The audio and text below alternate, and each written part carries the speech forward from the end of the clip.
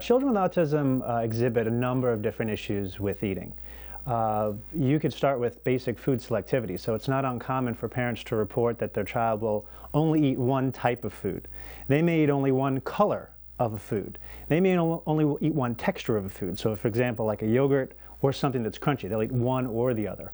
How they go about this is sometimes they'll spit the food out if they don't want to take it. They will throw the food. Sometimes they'll gag. Sometimes they'll vomit on the food. And those are just some of the ways that they do that. Now, the reason why they have trouble with the food is often very difficult to determine, because there's a lot of different reasons why you might have trouble or have food aversion. One of the most important things to do if you have a child with autism and there seem to be severe selectivity that may be impacting their nutritional intake. So for example, they're not getting in enough fruits and vegetables or vitamins throughout the day. Their weight's impacted by this. Socially, there's nowhere you can go to feed your child. They're having large bursts of behavior when you're trying to get them to eat things. So all these things it's not eating age-appropriate diet. So for example, the child's older, but they're eating smooth foods. The first thing you'd probably want to rule out is a medical background.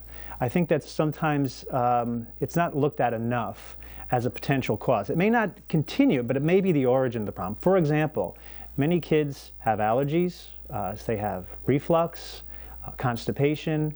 All of those could impact someone's eating. It would impact our eating. Now, when you have a child with autism that might have limited ability to communicate what's bothering them, these things can go under the radar.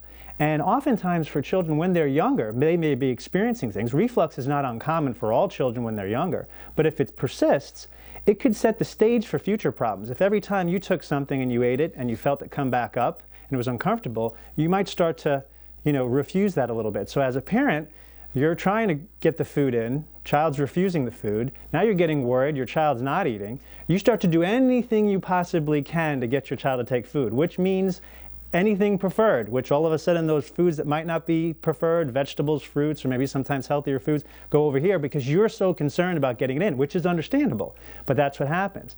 Now, as time goes on, you try to say, all right, it's time to introduce the new foods. Children start to refuse. You're worried because you don't want you want to make sure that they get their calories in, and this big battle ensues. So I think making sure that there isn't some medical origin behind it is very important.